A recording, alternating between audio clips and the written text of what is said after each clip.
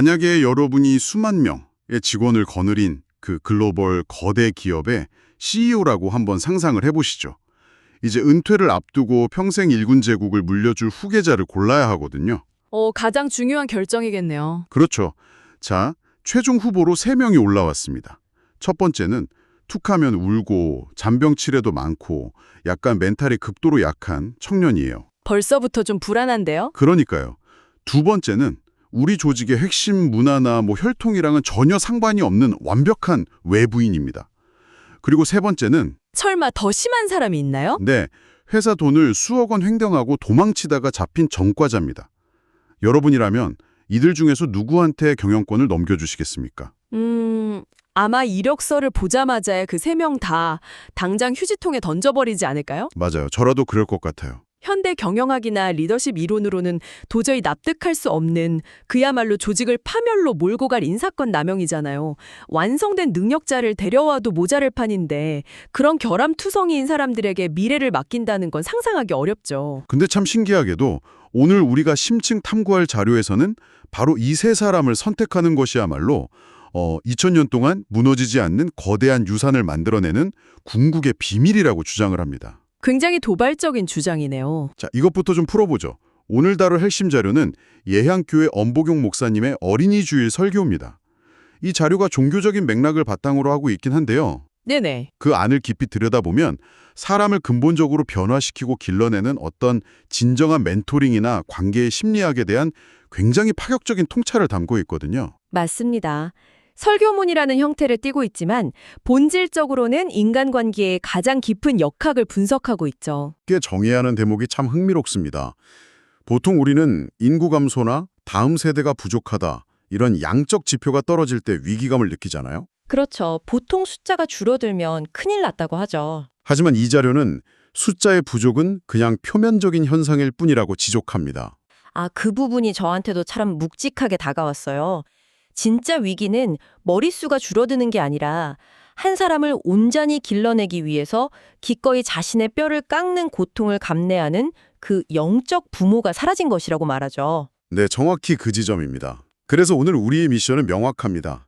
이 자료가 제시하는 역사상 가장 위대한 멘토, 사도 바울의 발자취를 따라가면서 누군가를 진짜로 성장시킨다는 것에 이면 그 험난하고도 놀라운 심리적 메커니즘을 파헤쳐보는 겁니다. 여기서 진짜 흥미로운 건요. 정작 바울 자신은 평생 독신이었기 때문에 생물학적인 자녀가 단 한 명도 없었다는 사실이에요. 듣고 보니 그러네요. 네. 하지만 그는 수많은 사람들을 향해서 진심으로 나의 아들이라고 불렀죠. 이 자료는 바울이 어떻게 그렇게 많은 영적 자녀를 두게 되었는지, 그가 사람을 길러낸 방식을 3명의 구체적인 인물을 통해 보여주거든요. 아까 오프닝에서 말한 그 3명이군요. 맞습니다. 갈수록 멘토의 희생과 고통이 극단적으로 커지는 구조를 띠고 있죠. 와, 첫 번째 단계부터 제 상식을 완전히 깨버리더라고요. 아까 제가 툭하면 울고 멘탈 약간 청년이라고 했던 인물, 바로 디모데잖아요. 네, 첫 번째 아들 디모데죠. 자료에 묘사된 디모데를 보면 아버지가 헬라인이고 어머니는 유대인이라 두 문화 사이에서 엄청난 정체성 혼란을 겪었다고 해요. 게다가 자주 아팠고 눈물이 많았다고 하더라고요. 현대 기준으로 보면 참 다루기 힘든 팀원이죠. 솔직히 제가 프로젝트 관리자라면 이런 팀원은 사기를 떨어뜨리는 폭탄 아닙니까? 도대체 왜 이런 약전투성이인 사람한테 굳이 시간과 에너지를 투자하는 걸까요? 효율성을 극대화하려는 현대 조직의 관점에서는 철저한 실패 사례로 보일 겁니다. 수시로 흔들리는 사람을 끌고 간다는 건 리더 입장에서 엄청난 감정적 노동을 요구하니까요. 맞아요. 엄청 피곤한 일이잖아요. 하지만 여기서 바울이 디모데에게 접근하는 방식을 유심히 살펴봐야 합니다. 바울은 그를 안전한 교실에 앉혀놓고 이론이나 기술을 가르치지 않았어요. 그럼 어떻게 했나요? 대신 수년에 걸친 험난한 1차, 2차, 3차 선교 여행이라는 거친 현장에 그를 데리고 다니면서 동행을 선택합니다. 잠깐만요. 그게 더 위험한 거 아닌가요? 체력도 약하고 감정적인 사람을 험난한 출장길에 데려가면 결국 멘토인 바울 본인이 하나부터 열까지 다 챙겨줘야 하잖아요. 겉보기엔 그렇죠. 그게 어떻게 멘토링이 됩니까? 오히려 엄청난 짐이 될 텐데요. 바로 그 지점이 멘토링의 첫 번째 단계인 동행이 작동하는 심리적 기제입니다. 보통 우리는 멘토링을 지식을 전수하는 것이라고만 생각하잖아요. 네, 보통은 가르치는 거라고 생각하죠. 하지만 이 텍스트가 보여주는 멘토링은 공간과 시간을 공유하며 존재 자체를 인정하는 것입니다. 바울이 디모데에게 남긴 편지를 보면 그의 성과나 능력을 칭찬하는 대신에 네 눈물을 생각하여 너 보기를 간절히 원한다라고 말하거든요. 아, 능력이 아니라 눈물을 생각했다고요? 네, 사회에서는 치명적인 약점이라고 치부되는 그 감정적인 모습, 두려움의 눈물을 억누르라고 다그치지 않고 오히려 그것을 기억해주고 인정해주는 것이죠. 세상 모두가 넌 멘탈이 약해서 성공하기 틀렸어 라고 평가절하 할 때 멘토가 너는 내 사랑하는 아들이다 라고 새로운 정체성을 덮어 씌워줬다는 거군요. 정확합니다. 완벽하게 짜여진 커리큘럼을 이수하는 것보다 멘토와 함께 흙먼지를 뒤집어 쓰면서 쌓아가는 그 마일리지가 한 사람의 내면을 얼마나 단단하게 만드는지 이제 이해가 확 되네요. 취약점을 있는 그대로 수용받은 인간은 역설적으로 가장 강력한 안정을 얻게 되거든요. 그렇게 디모데는 서서히 영적인 리더로 세워져 가죠. 정말 멋진 변화네요. 하지만 여기서 멈추지 않습니다. 이제 멘토링은 취약점을 안아주는 동행의 단계를 넘어갑니다. 멘토가 가진 가장 무거운 사명과 리스크를 동등하게 짊어지게 하는 두 번째 단계로 에스컬레이션 되죠. 바로 두 번째 인물, 디도의 등장입니다. 맞아요. 저 디도의 이야기를 보면서 진짜 무릎을 탁 쳤습니다. 바울은 디도를 향해서 단순한 아들이 아니라 참아들이라고 부르더라고요. 네, 아주 특별한 호칭이죠. 디모데가 어느 정도 유대인의 혈통을 걸치고 있었다면 디도는 완전한 이방인이자 헬라인이었잖아요. 피 한 방울 안 섞인 완벽한 타인인데 그에게 맡긴 임무가 아주 기가 막힙니다. 어떻게 보셨나요? 이걸 현대 기업 조직에 비유하자면 거의 최고 위기관리자나 다름없더라고요. 오, 위기관리자요? 어떤 부분에서 그런 연결고리를 찾으셨는지 더 자세히 설명해 주시겠어요? 자료를 보면 고린도 교회라는 곳에 끔찍한 파벌 싸움이 터져서 조직이 반토막 날 위기에 처하잖아요.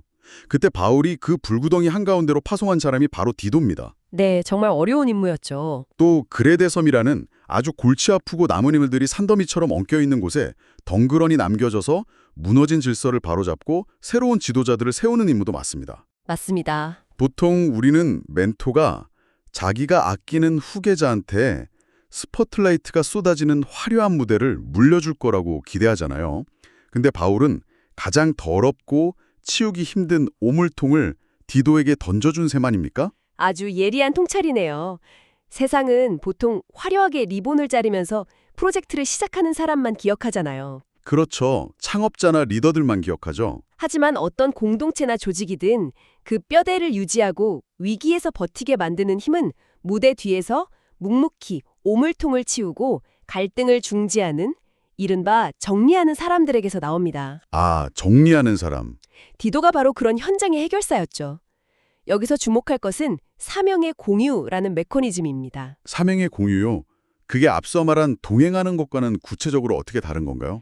동행이 단순히 옆에서 다독여주는 것이라면 사명의 공유는 멘토가 자신의 어깨에 올려진 가장 무거운 짐을 온전히 후계자에게 이양하는 과정입니다. 아, 짐을 완전히 넘겨주는 거군요. 네, 문화적, 혈통적 교집합이 전혀 없는 외부인이었지만 바울의 철학과 신학을 온전히 자신의 심장처럼 받아들였기에 가능한 일이었죠. 피보다 진한 사명의 관계가 형성될 때 사람은 보호받는 추종자에서 진정한 동역자로 진화한다는 것을 이 텍스트는 명확히 보여줍니다. 건물이 훌륭해서 조직이 유지되는 게 아니라 현장의 짐을 나눠줄 수 있는 디도 같은 참아들이 있느냐가 관건인 거네요. 바로 그겁니다. 약점을 품어주는 동행에서 리스크를 나누는 동역자로의 에스컬레이션.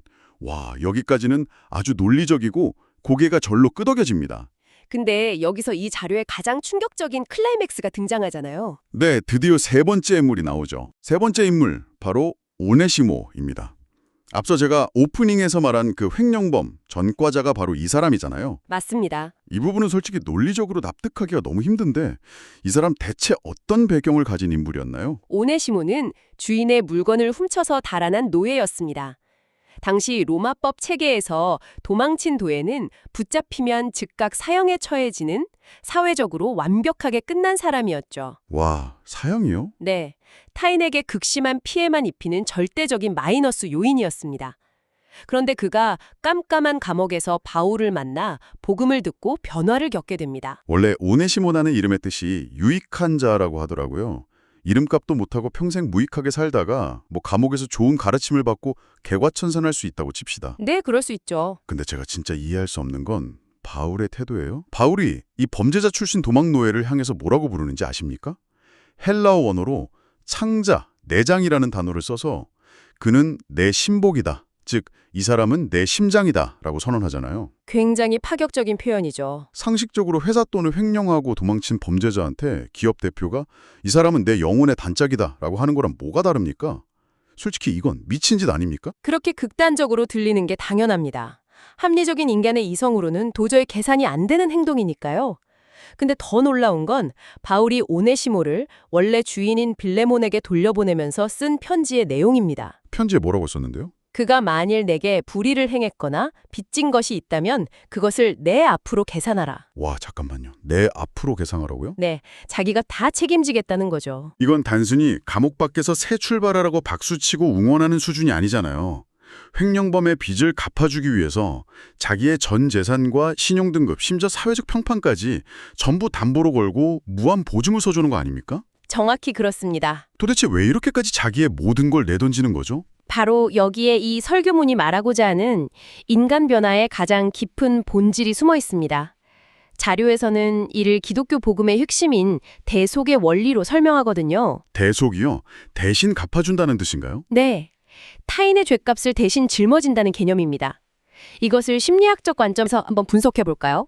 오네시모처럼 철저히 바닥까지 떨어져서 타인에게 해악만 끼치던 인간의 자아는 그 어떤 도덕적 훈계나 교정 프로그램으로도 근본적인 변화를 일으키기가 몹시 힘듭니다. 아, 스스로를 이미 포기했기 때문이군요. 맞습니다. 이미 자신을 구제불능이라고 규정해버렸기 때문이죠. 아, 그래서 자신이 평생을 바쳐도 갚을 수 없는 엄청난 빚과 죄악을 누군가가 아무 조건 없이 대신 떠안아주고 막 세상 모두가 침을 뱉는 자신을 향해서 너는 내 심장이다 라고 선언해버릴 때 네, 바로 그때. 그 순간 단단하게 굳어버린 에고가 완전히 산산조각 나는 거군요. 정확합니다.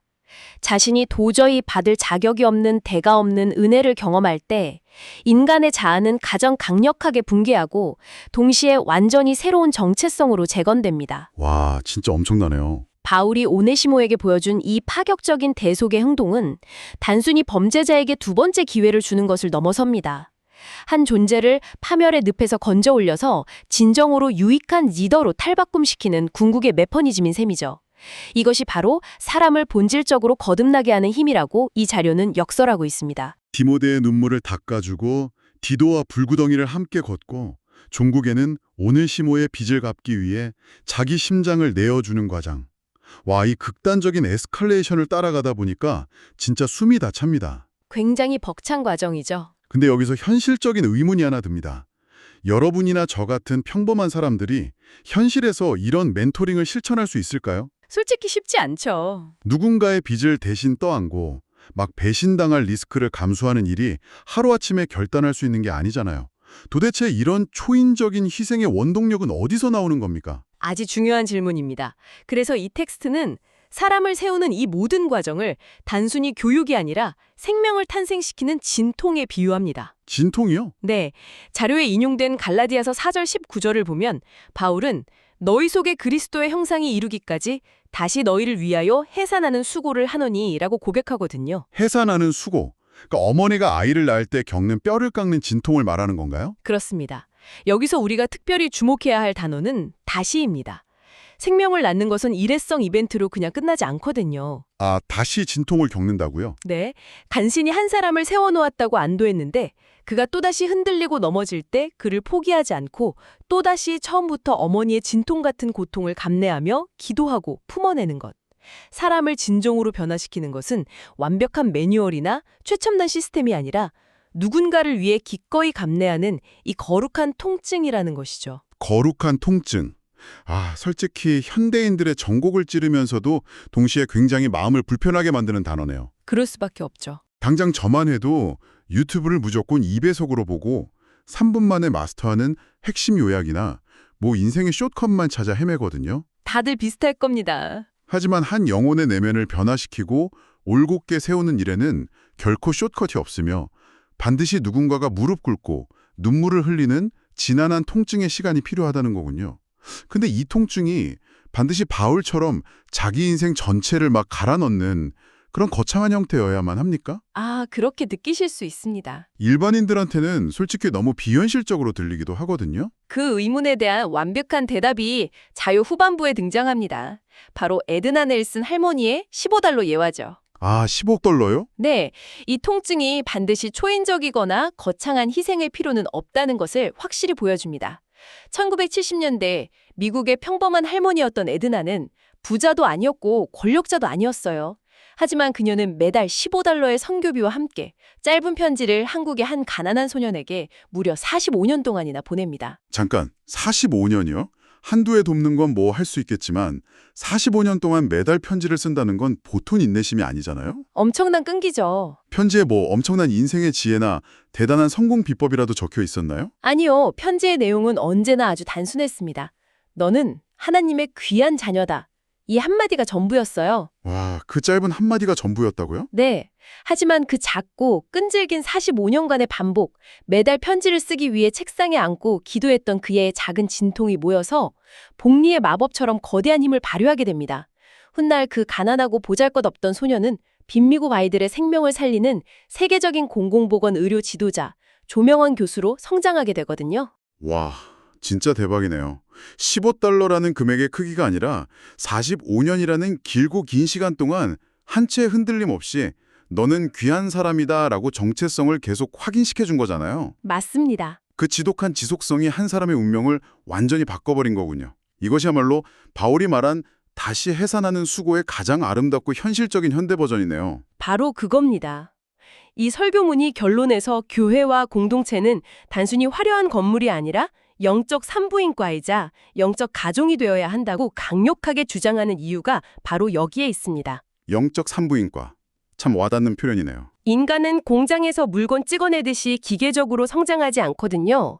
한 영혼이 제대로 된 형상을 갖출 때까지 곁에서 무한히 기다려주고 믿어주는 누군가의 눈물, 그 거룩한 통증을 반드시 통과해야만 진짜 어른으로 그리고 새로운 리더로 태어날 수 있다는 아주 깊은 통찰입니다. 아, 정말 여운이 깊습니다.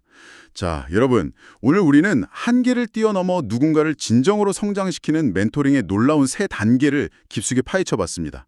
나약한 취약점을 있는 그대로 안아주며 동행했던 디모데, 그리고 문화적 차이를 넘어 가장 무거운 현장의 책임을 어깨동무하듯 나눠줬던 디도. 네, 그리고 완전히 망가져버린 인생의 빚을 자신의 신용으로 갚아주며 벼랑 끝에서 건져 올린 오네시모까지요. 맞습니다. 그리고 이 모든 기적의 엔진이 되었던 45년간 15달러를 보낸 할머니의 작지만 위대한 거룩한 통증에 대해서도 오늘 치열하게 나눴죠. 이제 이 원리들을 여러분의 실제 삶의 반경환으로 가져와 볼 시간입니다. 지식으로만 그냥 남겨두기엔 너무 아까운 통찰이니까요. 그럼요. 현실에 적용해야죠. 삶 속에서 누군가의 동행을 간절히 필요로 하는 디모데가 있습니까?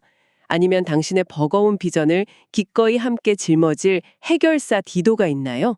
어쩌면 치명적인 실수로 바닥에 떨어져서 세상의 손가락질을 받고 있지만 당신이 온전한 내로줌으로 다시 한번 기회를 줘야 할 오네시모가 웅크리고 있진 않습니까? 네, 방향을 바꿔서 반대로 생각해 볼 수도 있겠죠. 아, 반대 입장으로요? 네, 여러분이 지금 그 자리에 멀쩡히 서서 이 흥미로운 탐구를 듣고 있기까지 인생 그래프 어딘가에는 당신을 위해 그 보이지 않는 해산의 수고를 대신 감당해준 누군가가 반드시 있었을 겁니다. 아, 생각해보니 그렇네요. 당신이 수없이 넘어질 때 포기하지 않고 밤을 지새워 울어준 사람, 매달 15달러의 편지를 보내듯 끝까지 당신을 지지해준 당신만의 에드나 할머니가 분명 한 명쯤은 존재했을 테니까요. 만약 그 보이지 않는 헌신을 이제 깨달았다면 이제는 여러분 자신이 누군가의 빚을 갚아주고 진통을 겪어내는 영적 부모의 자리로 한 걸음 나아가야 할 때라는 의미이기도 합니다. 맞습니다. 바로 그 지점에서 오늘 이 깊은 탐구를 마무리하면서 여러분의 머릿속에 아주 오래도록 맴돌 약간 도발적인 질문을 하나 던지고 싶습니다. 어떤 질문이죠? 우리는 오늘 누군가를 길러내기 위한 멘토의 뼈를 깎는 헌신과 고통에 대해서 이야기했습니다. 그렇다면 당신을 지켜주던 그 위대한 멘토가 마침내 세상을 떠나고 아무도 곁에 남지 않게 되었을 때 그들이 남긴 그 치열한 영적 DNA는 과연 어떻게 살아남을 수 있을까요? 와, 아주 날카롭고 무거운 질문이네요. 사랑을 받기만 했던 세대가 스스로 희생을 선택해야만 하는 순간이 오면 어떻게 될 것인가 하는 문제군요. 그렇습니다. 오직 멘토의 무한한 보호와 대속적인 사랑만 받고 온실 속에서 자라난 다음 세대가 이제는 자기 자신이 누군가를 위해서 스스로 부모의 통증, 그 찢어지는 해산의 고통을 선택해야만 하는 결정적인 순간이 닥쳤을 때 말입니다. 그들은 과연 도망치지 않고 기꺼이 그 고통을 물려받을 수 있을까요? 참 많은 생각을 하게 만드네요. 누군가의 사랑받는 아들, 딸로 남는 것을 넘어서서 내 살을 깎아 누군가의 영적 부모로 넘어가기로 결단하는 그 결정적인 전환점. 그것은 과연 인간 내면의 어떤 힘에 의해 만들어지는 것일까요? 오늘 여러분이 일상에서 마주할 수많은 관계와 선택의 기로 속에서 이 묵직한 질문이 여러분만의 해답을 찾아갈 수 있기를 바랍니다. 아마도 그 질문에 대한 답을 찾아 나서는 과정 자체가 누군가의 삶을 변화시키는 여러분만의 첫 번째 진통이 될 것입니다. 오늘 심층탐구에 함께해 주셔서 감사합니다. 네, 감사합니다. 여러분이 누군가를 위해 내딛는 그 모든 거룩한 통증의 발걸음에 의미 있는 동행이 늘 함께 깃들기를 바랍니다.